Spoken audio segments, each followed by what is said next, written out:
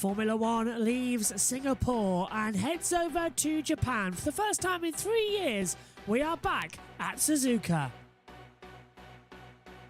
This weekend could see Max Verstappen become a world champion for the second time. It's also the beginning of the end for Formula One in 2022. 2 weeks' time, we're at the United States Grand Prix at Austin, Texas, followed a week later by Mexico, and then a 2-week break before Brazil and Abu Dhabi round out the 2022 season. In the Drivers' Championship, it's quite simple. Max Verstappen, if he wins this weekend and Charles Leclerc finishes second without the fastest lap, Max is world champion. It seems an open door then for Verstappen. It seemed that way in Singapore. With rain predicted over the weekend, anything could be less simple. It's a 2-point gap between Leclerc and Perez as well. Russell is a point clear of Carlos Sainz too. The top 5 now all over 200 points. Lewis Hamilton is on 170. He's clear to Lando Norris.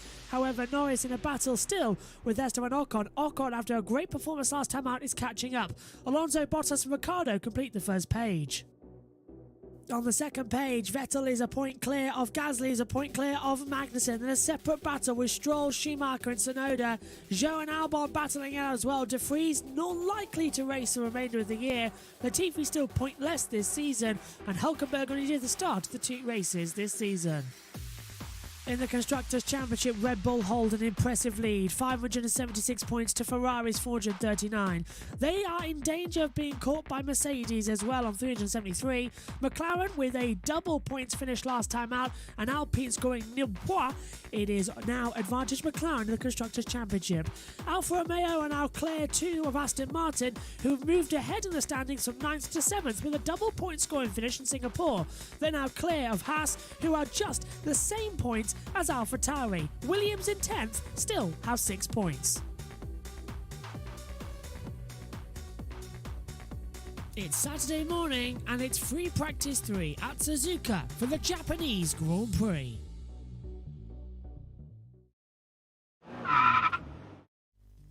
Let's take a look at the Suzuka circuit in Japan, a 5.806km circuit, 18 turns and 53 laps ahead of us on Sunday. The only figure-of-8 circuit on the world, it's challenging and demanding. Hurtle out the last corner then and keep on the accelerator. 8th gear flat as you open up the DRS, the only DRS zone on the entire track. Start the lap down towards turn number 1. 5th gear corner as well. Flat out braking zone as well into turn 2, the first and second curve. Now begin the SE section as well. A quick stream uphill as well. The car wants to down south from the rear as well. Always control it as well. Jenson Button once said you can only get this part of the track right once a weekend. Up the hill we go then towards the Dunlop curve at turn 7, rising uphill as well. Then into Degner 1 at turn 8 and Degner 2. All the way down, 6th gear corner, brake hard once again to 4th for the second Degner. Underneath the bridge then, and rise up towards the hairpin. Into 3rd gear as you brake hard. Control the exit speed as well as you hit the accelerator. Lift up as well as you come through the 200R at turn 12. Maximum 7th gear corner before you reach 8th gear before the top of turn 13 and 14 and spoon curve. Down all the way, 4th gear. Throw the car in. It wants to spin you wide. That's fine. It's within the rules. Hurtle down, out now. 5th gear the exit. Rising up the back straightaway towards 8th gear as well. Through the second sector time and then flick the car through turn 15. The 130R, easily flat in a modern Formula One car. Into turns 16, 17 and 18, the Casio triangle, down now from 8th gear all the way to 3rd gear. Back on the power now at the exit, rise up out of the last corner of turn 18, go downhill with the DRS open, and that is a lap of the Suzuka circuit.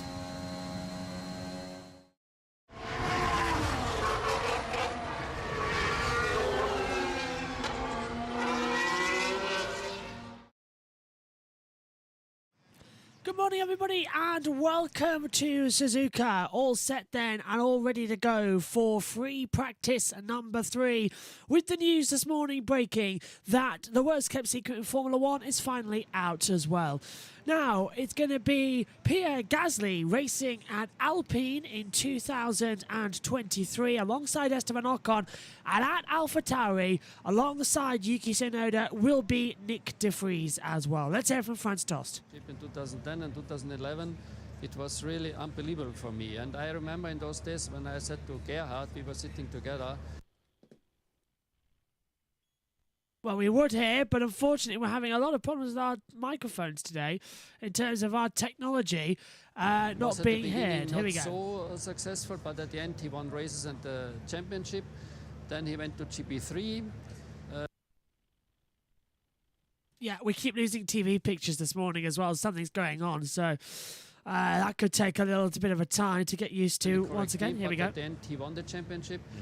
And last year won also the Formula E World Championship. Nick drove then a fantastic race in Monza, and he was always on my radar because I always thought that he would deserve a seat in Formula One.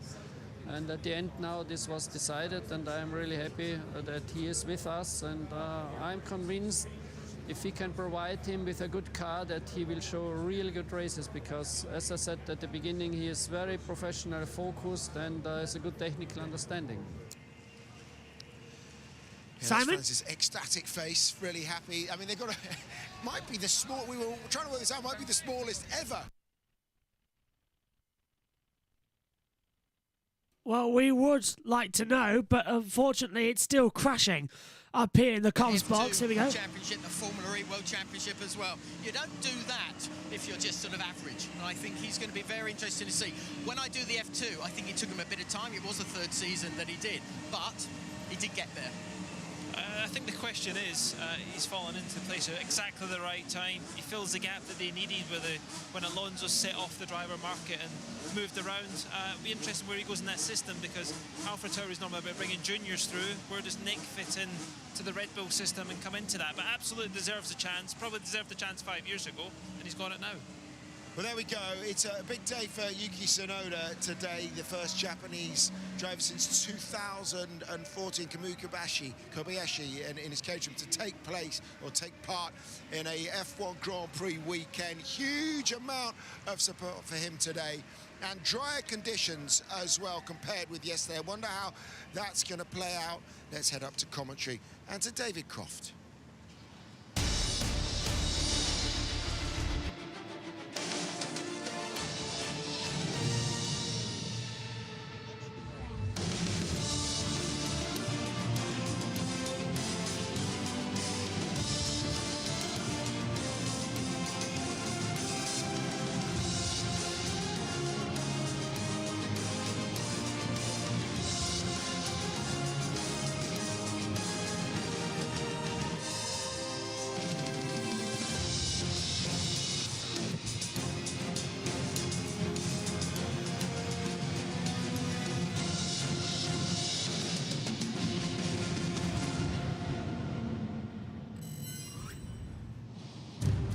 Are we all gathered? Are we all ready? Good morning, everybody, and welcome to Suzuka for the Formula One Honda Japanese Grand Prix.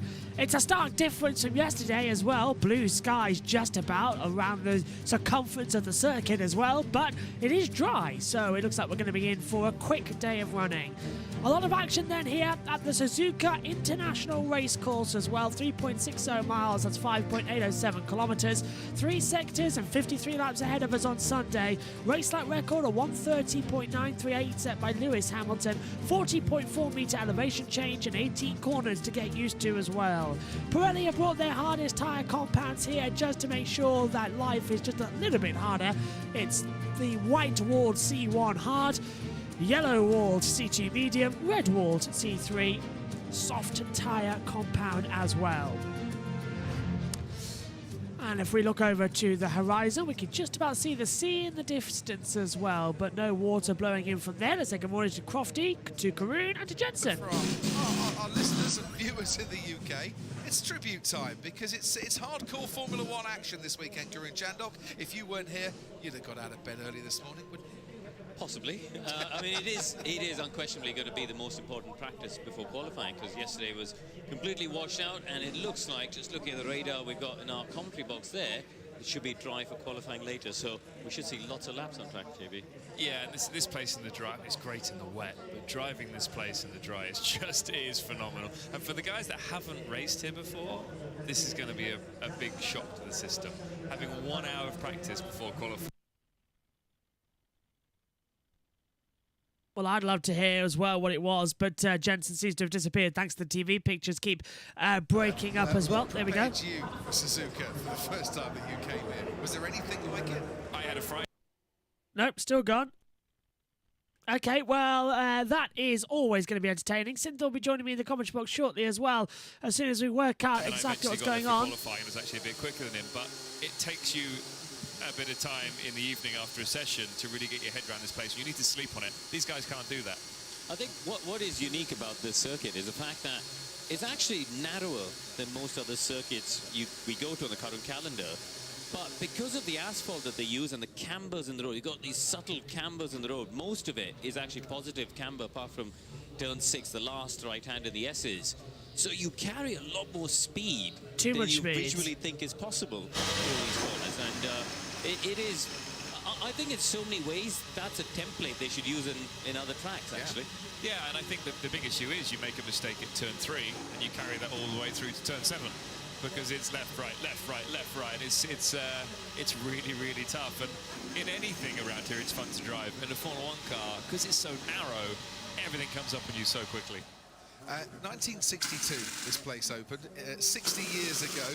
And I'm with you, Karun. Why have they not built more circuits that kind of replicate Suzuka over the years? We'll discuss that in a little while. It's tribute helmets all around for many of the That's down in the pit lane as well. There's Lewis Hamilton with a very Japanese-inspired helmet. Mick Schumacher has got a Japanese-inspired helmet as well. Mick Schumacher, who crashed in practice yesterday, self-inflicted, according to his team principal, Gunther Steiner. Yeah, that's got a lot of things from Gunter as well, when he said it was self-inflicted as well. Not many people have liked that idea, so fingers crossed it's going to be a lot better. I don't know what's happening with the TV pictures at the moment. Let's see if we can fix that up as well, as the green light is about to be on in around about 18 seconds time, so not that long to go until we can get going here at Suzuka for what is going to be a very crucial hour for the practice session. And everybody now leaving the pit lane as the green light goes on, and away we go. And George Russell is the first one out there onto the circuit as well. No messing around for him. He wants to get straight out there, knows he's got time to find, knows he's got pace to find as well. And obviously as well, Synthol joining me in the commentary box as the cars head out. A lot of action for him to do here today as well.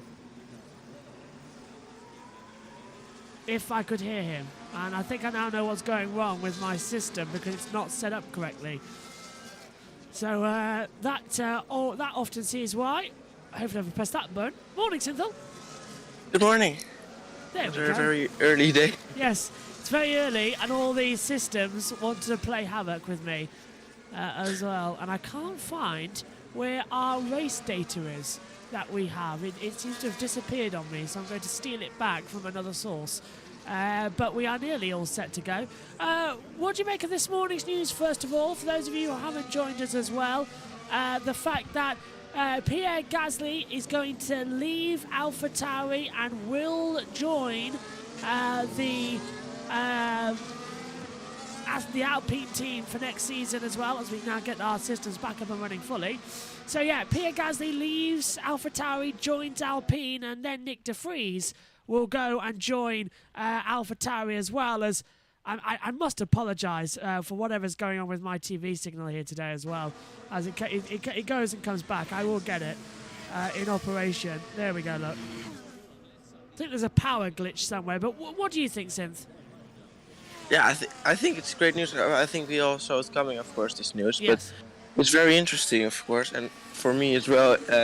2 Dutch drivers next year. It's going to be very interesting to see that as well in AlphaTauri. It could be interesting if we can try and go to Red Bull soon. That we have 2 Dutch drivers in one team. But yeah, it's interesting news. I wonder what Gasly's going to be able to do. Now he's outside of the Red Bull team. And I think they're going to be doing a good job. Is he world champion material, Gasly? Can he take that at Alpine, a team which this year are struggling in the Constructors' Championship to stay ahead of McLaren? A double points failure last time out as well, when they were inside the points paying positions. that Alpine don't know how to finish, do they? They have won a Grand Prix, but that was back in 2020. I think, yeah. Yeah. Well, it's a difficult one. Of course, when he was at Red Bull, he wasn't really near Verstappen, but no one has been ever since Daniel Ricciardo. So maybe now that he's in a different team and he's able to get a very good car, he might be able to beat everyone else and maybe get champion. But obviously it's all about how good the car is going to be. And the Alpine, I don't see it as a world champion car at the moment, but I think he can get champion because he's a really good driver, but maybe under pressure he's struggling a little bit more. Yeah, and I hope so that he's going to be a fantastic driver elsewhere outside the Red Bull Academy. And Alpine, of course, a factory team as well, as Sainz will come across the line then and set the first dry time of the weekend at racing speeds to 1:35.491 for him as well. So good opening time there. Vettel goes second, 1:36.916 out there too. And do get in touch with us on the YouTube chat. We want to know your questions. And I don't know about you, Sid, but my nose keeps running. It's like it won't stop. It's too early and too cold. It's not the problem for me, luckily. It's really. I think this is going to be a very busy practice session all the way to the end, isn't it? Yeah, normally. All 20 cars. Normally it is. All 20 cars are out there. Of course, Schumacher running 10th at the moment. He's back out of the circuit.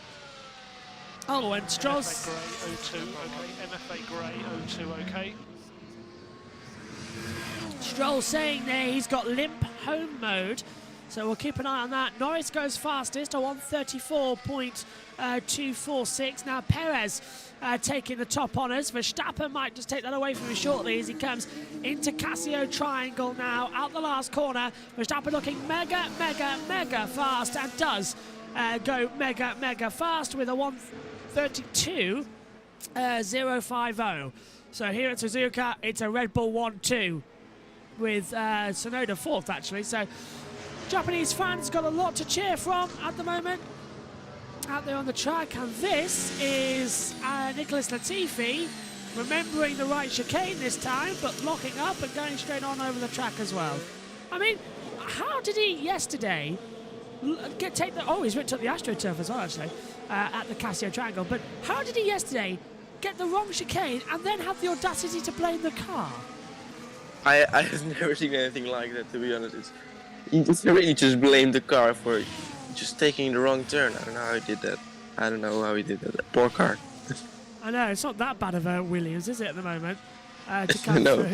It's not that bad of a car. It's actually point-scoring positions for two drivers as well. So it's only Latifi who's struggling to get it into the points-paying positions. There's Lewis Hamilton looking quite good at the moment. Well, actually, he's 4 seconds off, so he's lost a lot of time in this second sector after quite a good first sector. It's a McLaren 3-4, Norris third and Ricciardo fourth. So good morning to everybody who's woken up to seeing that news as well. Hopefully you're delighted about that as we are up here. Zhou goes 17th, Hamilton goes 12th on a 1:36.596, but he's out there on the hard tyres as well. You've got to condense Synth 3 practice worth of tyre degradation information as well into one session. So it's hards, it's a run on hards, it's a run on mediums, and it's a run on softs as Lando locks up and just about makes the triangle. Yeah, but I think they're trying long runs now, even though there is quite a chance that it's going to be wet tomorrow. But there's also a chance it's going to be dry. It's still not too sure, of course, but they're still going for the long runs and not too much for focusing on quali. Maybe they are, but definitely trying to get the best setup now. But they might need a wet setup. Yeah, rain chance tomorrow is increasing as well. The last time I looked at the weather forecast as well, it's a 90% chance up until the race start. This is Latifi yesterday then, since turning into the wrong corner. I mean, how did he do it? I have no idea. And then he just said, I don't know what happened there. The car, it feels strange. I don't know how he...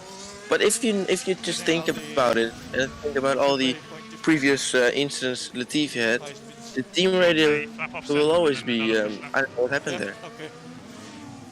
Yeah, I can sort of see what you mean. Oh, as we've lost TV pictures once again. It just keeps glitching. There we go. I'm just going to have to keep my finger right on the pulse today. You'll have to tell me, Synth, when it goes off. Yeah. But yeah, I see your point as well about that as well. Josh has joined us in the comp box. Morning, Josh. Practice 3, dry conditions, and everyone already out there, and we're just 8 minutes into the session. It's going to be a busy hour ahead of us. Yeah, it is, and it looks like Ted's down in the pits. He is. It's forgiven. And he used to do hot laps around the Nordschleife for and answer his phone in the car in the middle of the lap. His little joke to his passenger. That was his little joke, yes. Interesting to see that Lando Norris is doing a little bit of porpoising there and hitting the deck, whether it's aerodynamic porpoising or just running the car pretty low. And I've actually figured out, I've had it clarified, what the problem was with Lando in Singapore around that mystery turn 7. Those of you who were with us in Singapore, do you remember he was getting those radio messages from his engineer saying, look, Lando, you have to take a different route around the bump around turn 7. It's causing us problems. And we thought it was because it was going to break something on the car. Not so. It was exceeding the FIA's porpoising metric.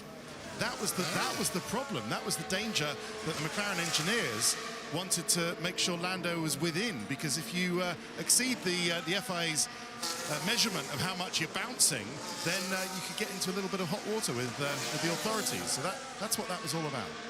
Interesting. Thank you, Ted. So that then is what happened. They exceeded the porpoising amount as well and had to be told to stop. I thought since they relaxed that measure last time out as well, I didn't see much porpoising actually at Singapore due to the wet weather. It sort of negated it, didn't it? Yeah, well, we didn't really focus on it enough, but yeah, I didn't see any porpoising as well, but couldn't have been, maybe because, yeah, it's raining, but I don't think we often see porpoising in the rain. And let's see if we can see some now, but I think it's mostly fixed. Yeah, let's oh, and Alonso getting a load of oversteer coming out the last corner here. Let's have a look down the start-finish straight. It's downhill this first straight. It looks like it's bouncing a little bit, doesn't it, on the Alpine, so it's not too bad. Tsunoda jumps up to 5th. He is bouncing around a lot. Let's take a look at Leclerc, who comes across the line, stays 11th. Is that Ferrari bouncing? A little bit under braking, isn't it, since it's turn 1 when it lifted off. It looked a bit unsteady, but other than that, I think that's quite good. Yeah, he didn't have DRS on either, so he's still going for long runs without some DRS. But yeah, it doesn't look too bad, definitely if you compare it to the first races of the season. But yeah, apparently the FIA saw something. This is what happened to Alonso. There was this slide for the final corner. We've seen some big crashes here in the past, and Alonso definitely not being cautious through there. Yeah, he's completely pushing like mad, isn't he? As well. And Josh, to let you know Megan's reaction to Alonso topping practice 1, her eyes lit up with a big smile on her face. So she was delighted with that. And Leclerc having a slide coming out at the second part of Degner. But yes, Josh, she was very, very happy there that Alonso top practice 1 with a 1:42.248, 0.3 quicker than Carlos Sainz yesterday morning. Oh, that's great to hear, let's just say. Yeah, she'll be with us. Megan is joining us for qualifying as well, so she will be awake by then. She's set her alarm an hour earlier, and she'll get to the box. That'll be a lot of fun, let's just say that. I think she'll be okay today, because it's round about the normal time she gets up anyway for college. But I'm more worried about tomorrow. I've had to lure Megan into the commentary box for the race on Sunday with a coffee. Literally, not just a coffee that's homemade. I've had to buy a Starbucks Frappuccino coffee bottle and lure her into the commentary box with it as well. So that might just work. As you see Lando there as well, dragging through the 1:30 hour. I'm glad to see that my timing screen is actually on the correct data, because I can't actually see what the overall time is on the driver tracker up here in the comms box. It's actually quite difficult to see it as well. And without Josh with us tomorrow as well, it's questioned how on earth are we going to get the race control messages? No, we haven't been able to have them so far, only in the little box, because 3 people in the comms box, it minimises it all.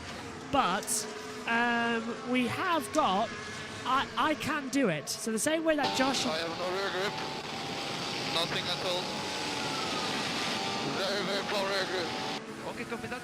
Gasly complaining of no rear grip. But yeah, the same way Josh does it, I made sure I could do it after practice 2 yesterday. So fear not, the race control messages will still be on as well. And hopefully as well we'll have Josh in audio at some point during the Grand Prix. Even if he just sends us voice notes to play. Go on, Josh. Fear not, for the first half of the Grand Prix, I can't promise anything, but I should. And I would like to be like this. For the first half of the race, fab. Yes, I might have been able to sort some stuff. Cool, if you have. And it's Pirelli who just tweeted in saying that following the session yesterday, what did they say? Following the rain yesterday, this FP3 session is really important as it's the first taste of dry running in slick tyres. So important to do so many lap times out there. Well, we knew that because Sinfield told us about that earlier on today as Norris flies through the 130R and he's on a slow lap time here, isn't he, Synth, as well? It's not been that great, but it's nice seeing pedal cam. Yeah, they're obviously doing some long runs on the soft, so it's not awful. Look at that slide. Yeah, is it windy through that final corner? We've seen it in I think in qualifying last time out when we were here in 2019. There were 2 incidents in that same corner. But yeah, it's Hamilton reporting it's very gusty out there on the track as well at the moment. So where is Hamilton? He's just coming around Spoon Curve. Here he is now. We join him on TV pictures as well. So Hamilton reporting it's gusty. What is the wind speed? Let's hear from him actually. Yeah, wind gusts look to be aligning with some of the snaps that we're having. 11.5 kilometre wind speed, and it's blowing sort of across the track. Yeah, wind gusts look to be aligning with some of the snaps that we're having. Yeah, that answers my question. Yes, yeah. This is Yuki Tsunoda into Casio. Is he going to take the wrong chicane? What's happened? I also don't know how to move. Copy. Yuki, I don't want to say anything, but do you not know how to move? Because Alonso did absolutely nothing wrong there. It was Tsunoda having to back out, but Tsunoda didn't know where to go. So that's, again, Tsunoda snapping with an angry tendency against Fernando Alonso. I don't think, Synth and Josh, that Alonso did anything wrong there. Yeah, no, he didn't. He was just going for a run. I think he was too far behind for Tsunoda to already back out of it so badly. Maybe should have gotten slower earlier. But I promise you, Max's car has not been touched. A light little polishing. They're putting on a different set of tyres now, and he's going out again. So, yeah, it's rare, but it does happen. Oh, no, I see a little turn of front wing. There we go. 1 turn more of front wing. On both sides? Yeah, on both sides. So, yeah, clockwise, you put a bit more front wing in. So that's the only change to Verstappen's setup. It's safe to say he's pretty happy with his car. Cheers, Ted, down there as well. And the more eagle-eyed of you, good morning to Gwenwyn, who says, suffer. That's only because it's a night race. It's only because it's a night race that we're having to suffer over here in Europe as well. But don't worry, Megan did buy me a Dr. Pepper. So I bought her 2 coffee. Well, I bought myself a coffee and Megan a coffee for the race tomorrow. Megan bought me a Dr. Pepper for FP3. And we thought we're just going to both sort of suffer qualifying as well. Although I think she's having a hot chocolate, I got told. So the benefits there of being able to leave the commentary box just before the session. The rear is overheating. Copy that.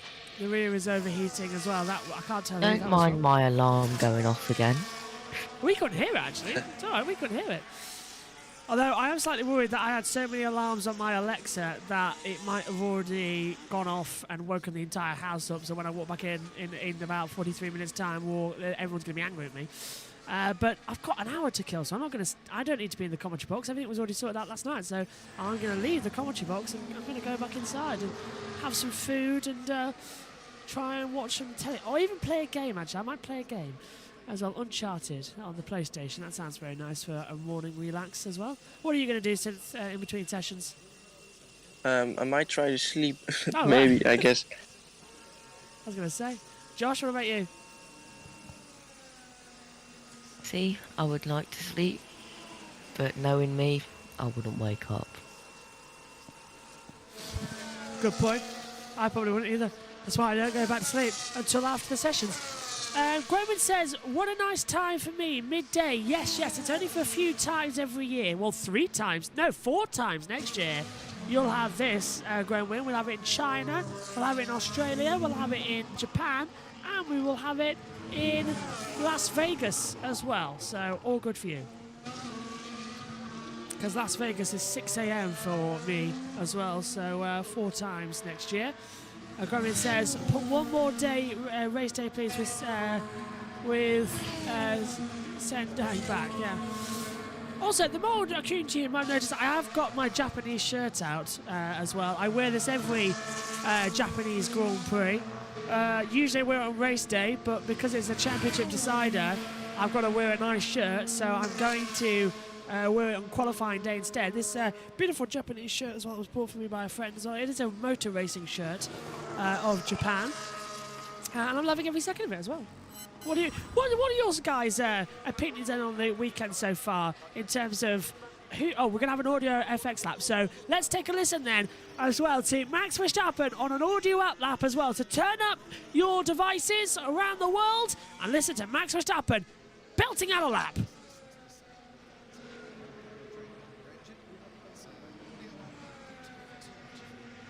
Wake the children, but have a listen anyway.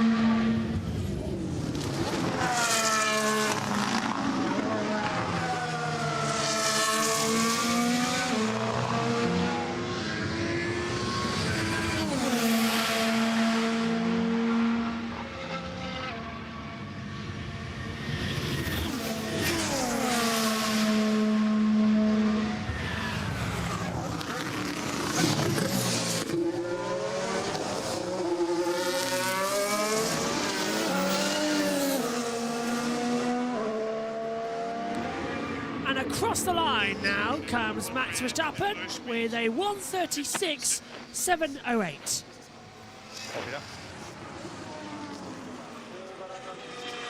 Sneezing up here in the box thanks to the heater and the fact it's early in the morning and the dew outside is there. But Carlos Sainz, what's happened here at the Casino Triangle? Yeah, this is seen to be the most difficult corner so far in the dry, the final chicane. Bit of a lock up, but didn't go wide or anything, so not too big of an issue.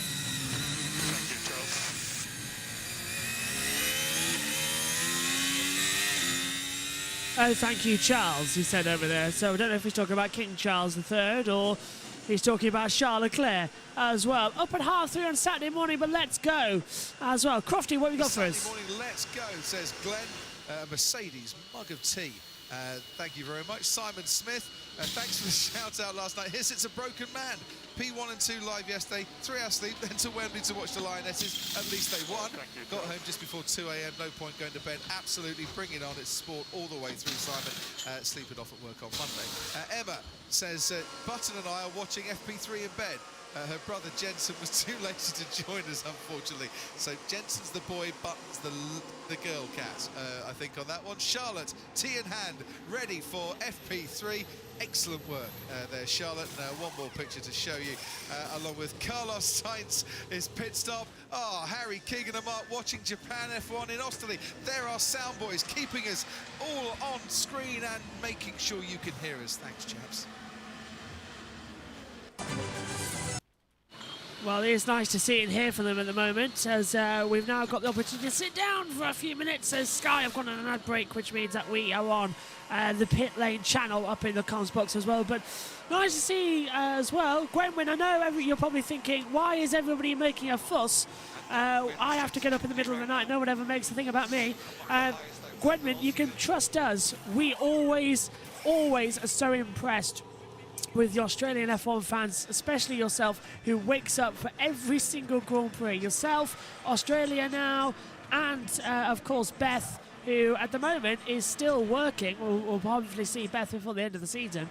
But honestly, mega respect to be a fan of Formula One in Australia. It's so difficult. Wind sensitivity right now, among the highest I've felt it all season. So there's a lot of things going on there as well that they don't like to hear as well. But Synth, just coming to you quickly as well. After the first sort of 30 minutes of this session as well, have you got a pick for qualifying yet? Anybody pique your interest? For now, Red Bull really look fast, but I don't think they've really done any quali runs just yet. I think maybe the Red Bulls have, but the rest really has gone for a long run, so it's not really. These times aren't really showing what this could be for qualifying. So we still don't know what's going to happen. I think we might have to wait for the final minutes when they're all going to go out for a quali run. So Josh, it's going to be like MotoGP of a normal third practice session for them, where it's literally the last few seconds of practice 3 decides the running order for qualifying 1 and qualifying 2. Are we going to see that sort of thing where they're all going to go out, as Synthel says, banging some lap times and get going again? Yeah, probably, and I think McLaren or AlphaTauri, maybe in qualifying have quite a good chance of getting to Q3. We'll have to keep an eye onto them. Of course, it's only practice 3. Qualifying is later on, but looks like they have a good chance. I've completely run out of tissues up in the commentary box, by the way, for my nose, thanks to this. I had a couple in my pocket that I purposely left in last night because they're the same jeans as yesterday. Because obviously, why wake up at 4:24 in the morning and not change? So I've got basically the same clothes on I had yesterday after we left practice, because I had a very interesting morning yesterday. This is my weekend, by the way, everybody who's listening in, as everyone's back in the pit lane at the moment, for the Japanese Grand Prix weekend and night races. What happens is, the clothes you see me in for practice and qualifying are largely what I was wearing yesterday after we came on air. So what happens is, I wear the previous day's clothes for the streams in the morning. Then I go back, lay in bed for 2 hours, just get a nice relax, make sure I'm wide awake and get the rest I need because of rubbish sleep schedule. Then get back up, have a shower, have breakfast, get dressed into normal clothes, and then you'll see those clothes, because I don't get into them until about 1 o'clock p.m. because of all the messed up schedule. You'll then see those clothes now, but I've changed my shirt. So the V-neck and the trousers are the same, but I've changed my V-neck. Wind sensitivity right now, among the highest I've felt it all season. So the wind sensitivity right now is Is that why you weird. decided to take the wrong turn, Latifi? Yeah, blew him off course, didn't it? Yeah. The other bit off from Max's lap time, what's the context? 1.1 seconds. Verstappen, I think, Josh, you've got the tyre data, I think. Verstappen set his time on the softs and nobody else has. I'm not too sure about that. But it's the blistering conditions, isn't it? That's what's happening. Yeah, it is. It's the conditions, and I think Max just got it at the right time. As there's the Charles Leclerc in the garage, but A lot of work. yeah, there's quite a lot of work, unlike Max Verstappen. Yeah, On the Verstappen's sideboard. Verstappen seems to be happy with what he's got at the moment, and then everybody else seems to be running around trying to change everything as well, because Ferrari, I don't think, are going to be having the right setup as well. And actually, Sims, did you hear yesterday when you went back something that Ted Kravitz said as well? I don't know if you heard it on F1 TV or anything, but Ferrari have got this new system where over the radio it will now automatically tell the driver if there's a yellow flag, a safety car, a virtual safety car, a blue flag, or anything like that, so that the strategist doesn't need to tell the driver. So it's an automatic radio voice now to tell them about the flags. And I thought it's a brilliant idea until the system probably fails because it's Ferrari, and it will probably fail. What do you think? I think that, I mean, to be honest, I don't think there's ever been too many issues. Maybe during qualifying when they just try to leave them alone and it should be on the last moment, but I think usually the engineers at the time were saying there's going to be a yellow flag up ahead, and especially with the safety car, virtual safety car, that shouldn't be too big of an issue there. So it's a good thing, but yeah, unless it fails, of course, then you know it's going to be going to cost them time if he thinks there's going to be a yellow flag. Yeah, and I'll tell you one thing as well. I kind of want them to have it in the same voice as in that James Bond film. When the car talks to Bond. I can't remember which one it was. It's my favourite one as well. But it's Tomorrow Never Dies. Bond opens the car and a German woman's voice comes out saying, "Welcome, please fasten seatbelt and obey all instructions." I was like, I kind of want that. I think that would be hilarious. But apparently it is a female robotic voice that will tell Charles and Carlos what to do in the car, which I find hilarious because, once again, just like when the Lionesses took home the Euro 2020 trophy for us as well, the men couldn't do it, so leave it up to the women. I think that's absolutely fantastic because, as always, women got it done in the football, and a woman's voice will help Ferrari turn them around as well. So leave it to the women as well. They can do it brilliantly and better than the Ferrari strategist as well. So full respect there to know what's going on. I think. I wonder if we're going to be able to hear it as well with our team radio. I hope so. Yeah, and I think any normal person can do better than Ferrari's strategist team.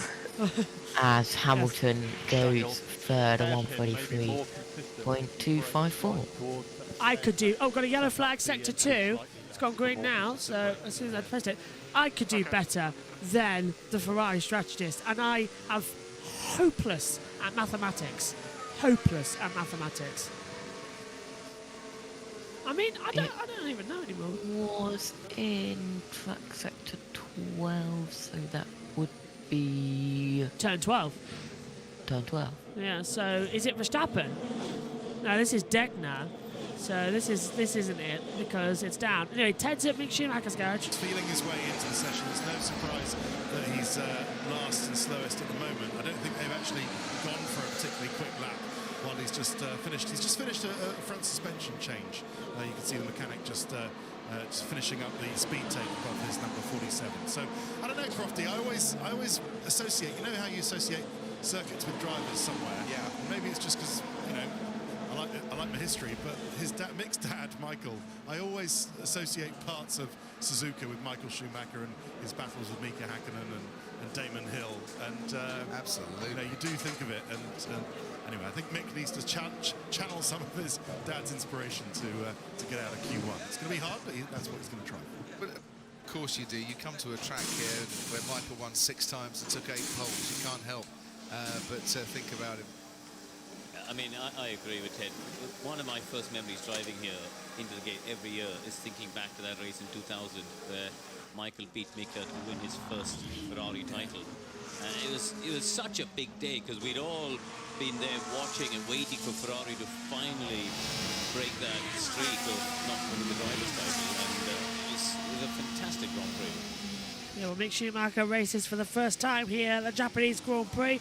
He's got 0 past racing experience here at Suzuka as well. Right, let's check in with the chat as we've still got some times coming across the board first though with Joe coming out the last corner now. Cross the line. Joe goes 6th, 1:33.840. Alonso is fastest of all in the middle sector. He's coming into Casio Triangle now, and I've got a feeling that Megan might just jolt up out of her bed in a few seconds' time as he comes across the line. Alonso goes only 2nd on the medium compound tyre, 132.553. So I think just a one-eye opening for Megan, maybe. Maybe double eyes open now for Megan, though, as Ocon goes third. So good pace there from the two Alpines to go second and third. Right, let's get to the chat quickly.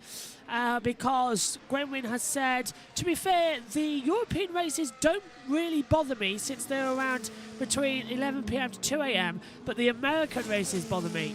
I can see why over there in America. That must be quite a long hog. So you're not going to enjoy United States and Mexico and Brazil the next three races as well.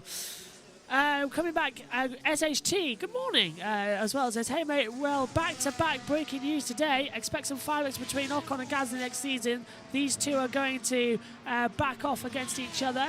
And finally, De Vries gets a full-time seat after a long wait as well. I'll just go through quickly as well with the rest of the things, then we'll get back to that conversation. As for Sainz has gone top sector 1. As well, Leclerc is at the... Where is Leclerc? Hairpin time, and he's up in sector 1. Sainz 9/10 up as well. Sector 2 as he blasts past the 130R. Gwenwyn says, I can be a Ferrari strategist. I play F1 strategy. Pit to softs when it's about to rain. Ferrari probably. Bang on, Gwenwyn, you've got the job. SHT says, Tsunoda needs to step up next season with Gasly leaving AlphaTauri. If De Vries beats him in the standings, I think Yuki could lose his seat for the 2024 F1 season. Yuki might lose it mid-season. I'd just like to point out that as well. Sainz gone top 139.65 and Leclerc's right behind him. Let's get on to that then, chaps, as well. We heard Synthal's views earlier on, but I do want more of them. So, if you've just joined us, it has been announced this morning. It was announced actually mid last night here in the UK and Europe that Pierre Gasly would be leaving AlphaTauri at the end of the season to join Alpine alongside Esteban Ocon. The two hate each other, but two French drivers in a French team, fantastic for Formula One. Let's hear from what they have to say, because Otmar Safnauer is now talking with Crofty. Three reasons, Crofty. One, speed. 2, experience, and 3, he's still young. Still young, still got plenty to offer in Formula One. He's only 25 years old. Did he need a new challenge as well, do you think? Well, he's really happy to come to Alpine. You know, we're a works team, so I think it's a little bit different than being at AlphaTauri, and yeah, he was very, very keen to come. Was his brilliant relationship with your current driver Esteban Ocon under discussion as well, and how might you manage something that could be a little fractious potentially in the future? Well, you know, we talked to both drivers before we made the decision, and we had good conversations, and they were both happy to work together. They're both professionals, and you know, they'll share with each other just like any other driver pairing for the good of the team. Otmar's Colin, we're seeing Gasly on track at the moment, actually, but I want to just bring it back to this weekend. And you guys seem to have started this session in great form. Both cars in the top 5 on the medium tyre. That's got to be an encouraging start. Yeah, exactly. We're just, you know, we're on the medium tyre for our performance runs, not on the soft, and the soft should bring a little bit more. So, yeah, being where we are now bodes well for the weekend. Absolutely. At the moment, though, a little bit topsy-turvy, a bit confusing. Everyone's got different run plans out there. How genuine is that pace, do you think, in comparison to the Ferraris, the Red Bulls, the Mercedes, and your main rivals, McLaren? Yeah, you're absolutely right. Not everyone's doing the same thing here because of what we experienced yesterday. So it's hard to know. But let's see how we go, and qualifying isn't that far off. We'll have a lot better understanding then. And Otmar, I was just saying you guys had a terrible weekend in Singapore in terms of the points. Have you understood what happened with both cars dropping out there? Is that something you're concerned about going forward for the remaining races? Yeah, so we flew the engines back to Viri and took them apart, understood the root cause. We've got countermeasures here in place, and I'm confident that those issues won't be repeated. Thanks ever so much, Otmar. We'll be back with you in qualifying. There's Yuki Tsunoda. Otmar Safnauer there, guys, but something has happened here for Lando Norris. Oh, sorry, Daniel Ricciardo locking up and going straight off the track. Looks like reporter Lando Norris might have to get an interview with reporter Daniel Ricciardo. I didn't see that, but I did hear about it. as well, which is fun. Let's just say Daniel's bringing his full journalist out. Oh, he's just practicing for next season. Will be in the Sky commentary box probably for some races. This is Max Verstappen on the radio getting nearly taken out. Ferrari's in the middle of the road there. So that is Hamilton now. Road, but Max not happy. So the majority of the lap time delta is in the in straight line. We look strong in the low speed corners. It's all go today, isn't it? That was a couple of minutes ago. And it's all action sipped, isn't it, out there on the circuit? Yeah, as well. Lewis Hamilton had a bit of a lock up there into the final chicane. It's they're trying to push a little more, it seems like, in these final 20 minutes of this session. Yes, as they come back through as well. This is Russell now into turn 11 at the hairpin. Down then through the 200R as well at turn 12 into 13, and then back off once again into Spoon Curve at turns 13 and 14. It wants to spit you out as well. It drags you back wide, and that's what I mean as well. Look, big oversteer moment for Russell. Correction mid-corner as he hurtles uphill now as well towards turn 15. Stroll goes 13th, 1:33.752. Flat out, actually, from Russell there as well. Full commitment on the power from George, and I think he might. Try that again. I thought he might lift, but he didn't lift. So good performance. Cross the line. Okay, stays ninth. So doesn't improve on time or position as well at the moment. But tell you one thing, I'm glad that we've got the F1.com driver tracker, because the one we've got from the T-feed at the moment is completely wrong. So the T-feed driver tracker is completely wrong, because Albon's just coming through turn 12. And according to the driver tracker, he's coming through the 130R. So the correct equipment taking over permanently as well is the F1.com driver tracker, now that the app has been moved online finally as well. There's the constructors' points as well, as we lose between Sky and the pit lane channel once again. And I want to see, where was that interview, Josh? I want to get that interview as well, but was it on Twitter? F1 Twitter, yeah. F1 Twitter, right. Let's see how long this takes as well to search. F1, let's go to Twitter. No, not TweetDeck. Come on. It's too used to thinking it's early in the morning TweetDeck from MotoGP. I want normal Twitter as well as it come through. But yes, McLaren and Alpine, more as well, switching over in the Constructors' Championship. More than normal then as well. They're going to have so much more pace and so much more time as well compared to normal. Sonoda rounds turn number 1 as well. As I've just seen a motorsport thread about Daniel Ricciardo as well. That's quite nice to see. I've liked that. It was from Motorsport in the 2000s. Well, it was 2014, but okay, we'll take that. As I've put that on like. Right, I need F1 Twitter as well. We need to hear this duel of an interview as well. Now it's gone to, well, if I find it ever. There we go, Formula 1. Cars still circulating out there, as you can see. This is Charles Leclerc on a replay now, coming through Degner 2. Does he go wide? Yes, he does. Well over the rumble strips and almost into the gravel there as well for Charles. I don't know if you're seeing that picture, Cynthil. If you are, what do you make of it? Yeah, a bit too wide onto the curb. Immediately backed out of it as well. Just a little easy mistake to do. Albon is in 4th right now. That's also interesting to see. Albon is in P4. Blimey, look at that. 1:32.399. You can see on the timing screens as well. Complete and utter domination there. Also, I just want to say, well done to Sky Sports F1, who got the exclusive interview with Pierre Gasly just before the session started, because they were told on Thursday this was happening, and they filmed it accordingly. So that is unbelievable. But it's going to be good. Right, here we go. We've got it now. Reporter Danny Ricciardo talking yesterday with Lando Norris on the radio. This is what they had to say. Very keen to take over. Maybe we'll just call it there. Thanks so much. All right. Do you want to just transition straight in? Oh, thanks. Oh, very sweet. Okay. Right. So Lando, obviously a compelling day. If the sun comes out, we could experience some photosynthesis. How do you feel about that? I've always liked photosynthesis, and especially like mitigation into those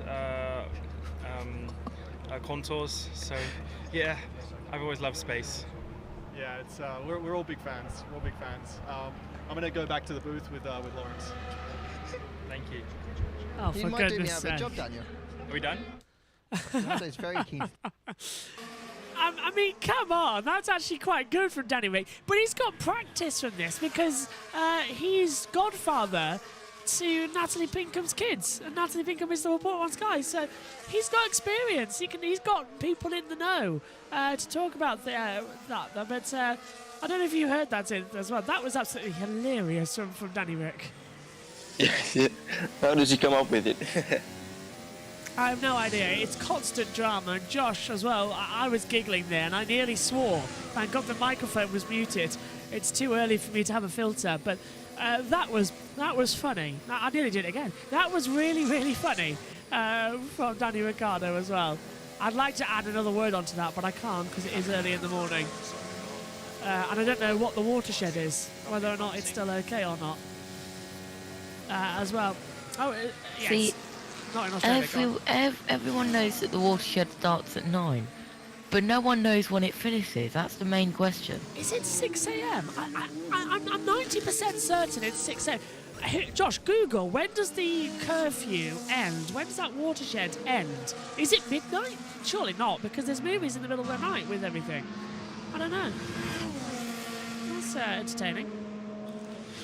Yeah, but the thing is, though, Ofcom guidelines even apply on YouTube as well, so we've got to be careful with that, what we say. Not that stopped Ian Birch as well, back in Bahrain 2020 when Grosjean's car exploded. His instant reaction as well to swear. Always remain a highlight. Verstappen crosses the line, jumps up to P2 with a 1:31.316 on the board. 0.351 of a second slower than Carlos Sainz with 15 minutes to go. And this... That's good, because he's on the mediums. Is he? Yes, he is. That was Vettel having a moment through the hairpin as well at turn 11. Oh, rear stepping out. Again, Synth, it's the wind, isn't it? It must be that's causing all these problems with the rear stepping out. Yeah, he had that moment in Spoon as well, where he backed out a bit eventually, and Latifi going off in Spoon as well. I think that one is wind, actually, as well. Let's go down to Ted at McLaren. You more or less see Daniel Ricciardo's legs through the hole in the top of the chassis. We can't, just 'cause I'm peering up.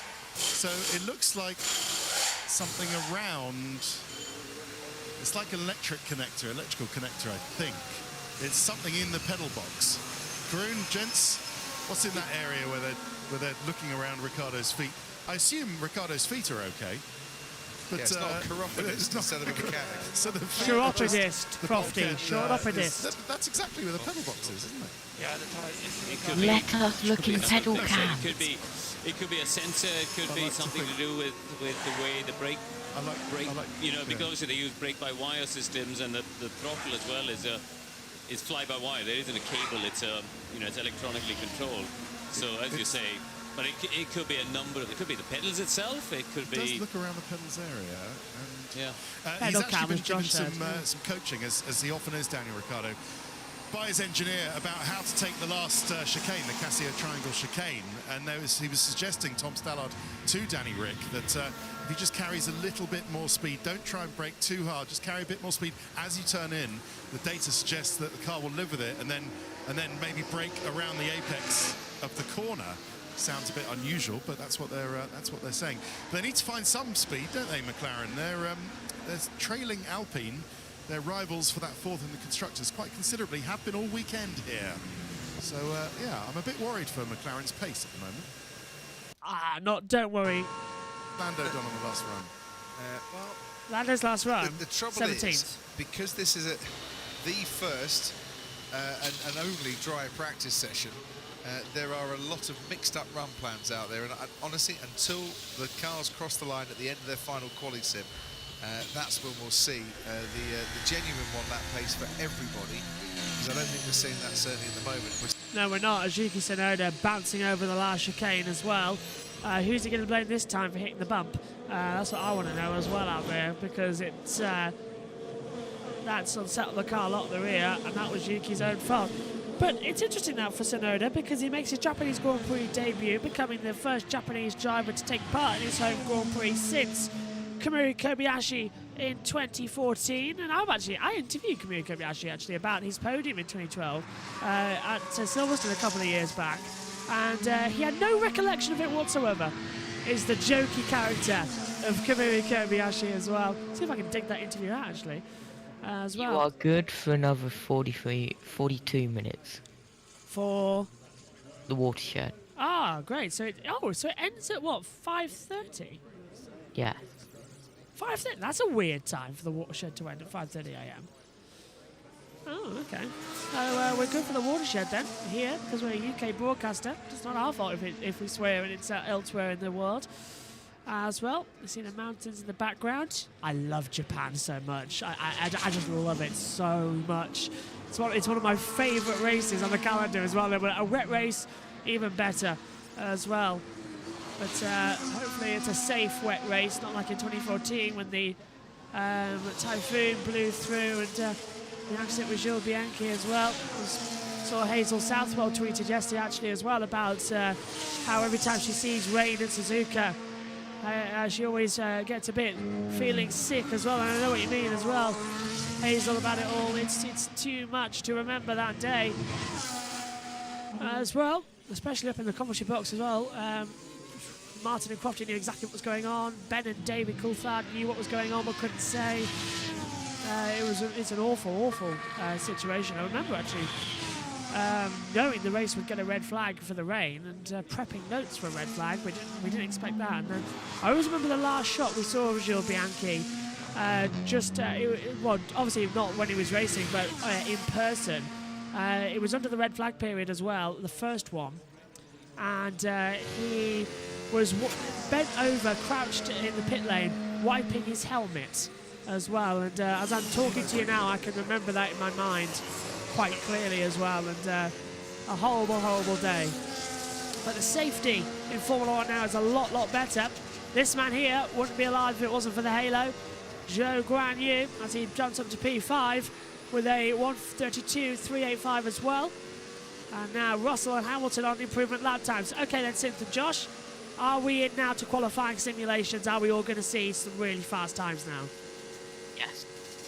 Yeah, it's coming now. In final 10 minutes, you see Lewis Hamilton with purple sector 1 now. Yes, Lewis, 31.853. Desperately want Lewis to get pole position 104 and win 104 at some point this season. Lewis deserves a race win for all the hard work he's put in. So does George Russell. Russell goes fourth. I mean, if Ferrari can win races, the pair of them, Mercedes should be able to win a race this season. We can't work out why as well. And Ferrari can win with their strategies, yeah, no. Then Mercedes can win. It's so bizarre. And also, Mercedes, for what we found out, Ian Birch was watching some of the Sky interviews last weekend with Toto, and he found out as well that Mercedes know how to fix their proportioning issues on the car, but they can't do it due to the cost cap. So Mercedes are obeying by the cost cap because they can't fix it. So wonder what Red Bull and they're doing as well over there from last season. And I was in a debate last night on Twitter with somebody saying that if they did it last year, surely they would get away with it this year as well. And I said, well, hypothetically, it's usually 2 financial years, but there's no point for Red Bull to exceed the budget cap this year, considering the fact that they had it wrapped up by Silverstone, as James Fowles there, the motorsport director, who's in this weekend for Toto Wolff, is there as well. Toto's having a race off, believe it or not, as well. Go on, Josh. I do not think that as soon as... Got what I was going to say now. I'll get back to you. All right. Go on, Sims. What have you got for us? I don't know, but everybody getting out of softs now at least. It's gonna be a very interesting final couple of minutes. Let's hope no one bins it, no one puts it in the wall, because that would be very unfortunate for these final push laps. Yeah, if they did, I don't think the session would restart either. So this is crucial data that everybody needs to know, as Ricciardo is really putting it through at the top of Dunlop and into the Craner curves as well. Downhill now as well, into Degner 1 and Degner 2. A little bit wide at Degner 2 exit, just about keeps it all four wheels in. Up towards the hairpin now as well. First sector time for Danny Rick is a 32.126, so looking good. Can we highlight Ricciardo on the Delta screen? Where is he? Here he is. One more with him, so we've highlighted him on the driver tracker. Oh, he was purple through turn 7 at the top of the hill at Degner. So he's looking quite good at Dunlop and Degner. He's good through his spoon curve as well. He's got Sainz right behind him. He's getting a toe off Alexander Albon just ahead of him. Albon's going to pull to the inside line as they come through the 130R. Ricciardo's 5/10 down, but that's okay. That might put him into 4th position. As things currently stand, Sainz is top. Into the Casio triangle now. Boot it hard. Out of the last corner towards the line. Danny Ricciardo comes a cropper. And it is P6 with a 131.860. Good time there, I think, Synth as well for the McLaren. Yeah, well, let's see what everyone else does now, because most of the drivers are out on the softs now. And let's see if they can try and get close to the time of Daniel Ricciardo. This is what happened to George Russell. There is a Aston Martin ahead of him. Difficult to see until the last moment. Yeah, fully blocked by Lance Stroll there. I think it was. What a surprise, it's Lance Stroll. Actually, I think it was Vettel. I'm not too sure. I think we can let Sebastian Vettel off. Stroll goes 6th, 131.838. Where's Russell? Oh, no, it was Stroll. Vettel and Russell are together, but Stroll's backed off on that last lap, I'm being told, so it was Stroll who held him up at the chicane. I love how literally every single time someone gets blocked by an Aston Martin, we automatically go Lance Stroll. Cynthia was right though, it's me who got it wrong by not looking at the data screen correctly as well on the previous lap tracker. Leclerc goes second, 15 thousandths of a second off of Sainz's time, so it's a 139.65 for Sainz. Leclerc is a 139.980 as well, so it's a Ferrari 1-2 at the moment as well. Have you remembered what you're going to say yet, Josh? Have you remembered? No. Was it anything to do with Toto Wolff not being here? No. Oh. Sainz flat out through the 130R. Into the braking zone now for the Casio triangle. Gets back on the power. What's the time then? For Carlos Sainz across the line. Albon's gone 10th. 131.946. Sainz stays top, but Albon remains inside the top 10. That's a positive for qualifying 3 later on today. 5 minutes to go. Now, SHT says in the chat as well, Ocon did post a picture of himself with Gasly on Instagram, but at one point next season, I think it could get spicy between them, I think. And SHT says, reports a potential 90% chances of rain for the start of tomorrow's race. Game on. Game on as well. We've got until, what, 12:40 tomorrow for the start? When is race 1 of the touring cars tour? I've got it lined up here. It is 11 something. 11:30. Yeah, 11:30 for race 1. Race 2 is at 2:30. Race 3, 5:15. So we're on here at 11. So we've got until 11 tomorrow to complete the Japanese Grand Prix. And considering sunset, our time is around about 9:30 over there. I think we've got plenty. 9:30 over here, 5:30 over there. So I think we've got plenty of time. Think, Synthil. What time's the pre-show ending for touring cars and where? 11:20. Synthil, Verstappen's crossing the line. And goes fastest, 2 tenths quicker. That's a big statement there from Verstappen. Yeah, well, he took onto the grass on the exit of the final corner. Well, at that point it was already flat out, so absolutely putting to the limits even through flat out corners there. It seems like Verstappen. Yeah, that's quite a big gap towards the Ferraris. Both Ferraris already did their second, I think, push lap. Sainz didn't mention to improve on that one, and Leclerc very close to his teammate. So that's quite interesting to see. Is that Red Bull really going to be quick enough? What can Perez do then? Perez is just now on the circuit coming through towards Spoon Curve as well. Oh, radio finally. I was wondering where that would be. We hadn't heard of anything for a while. It was just creeping in the background there. Schumacher goes 14th, 132.366 as well. Coming across, Magnussen now goes 14th. Let's take a look at the lap times completed. Hamilton and Leclerc and Sainz have all done 24 laps, the same as Ricciardo. I think they are the most in this session. Ocon goes 8th as well on a 1:31.750. So banging time there from Esteban. As more Red Bull fans in the paddock area. Don't know about you guys, but this pit lane always annoys me so much because it's a downhill start-finish straight. It's downhill pit lane. All the boards aren't lined up with each other. They're square boards for the advertisement, but they're not lined up. So they go down in sort of jig-jag stair fashion, and I hate it so much. Have you got it, Josh? Yeah. Say it quick. So every single time, as Perez is on a quick lap time, every single time I see the Josh Roberts has tweeted, I just go, oh no, what has Josh found to moan about now on Twitter? Yeah, pretty much. Well, that guy last night as well was saying about the Red Bull cost cap and how they could exploit it again. And I answered his question, and he kept saying I didn't answer the question, but I did. So I rephrased what I said just to give him just to get him off the back. But I did answer his question. He asked me a question about the cost cap. I answered the question as well, and he wouldn't accept that answer as well. So yeah. Also, simple. What do you think about two Dotses on the grid? Yeah, I think this for me it's going to be very interesting. It's been a while since I can cheer someone for someone who is not going to be able to win. So you can be happy about some just a few points. You know, it's been a while. Yeah, and look at who's second on speed trap. It's Albon. Oof. That Williams does have some pace to come forward as well. Checker flags out soon. Here's George Russell. Oh, he's in a world of pain. So much traffic at the hairpin. Wow. Let's hear him on the radio. Whoa. So it won't be in an AlphaTauri next year. So much problem. What a great viewing on general admission there, that is. On that part of the track, you get a TV screen and everything. Right, we're off to Suzuka, chaps, and we're basing ourselves there. It might rain though, so... Does that mean only there's one seat in the name of a Haas of Mick Schumacher?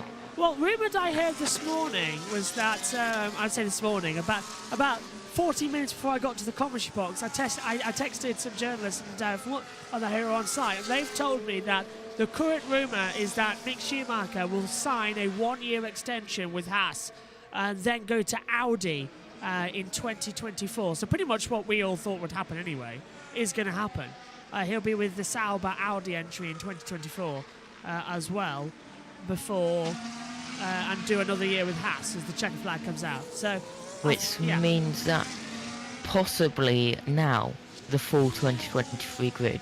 Yeah, because who else are you going to put in? Sargent won't go into a Haas. Who's going to go to Williams though? Is Sargent going to go to Williams? Well, yeah, because now De Vries has gone to AlphaTauri. Schumacher's got two options, Haas or Williams. But Williams looks like it's going to be Sargent. So, unless Haas take Drugovich, it's going to be Schumacher again.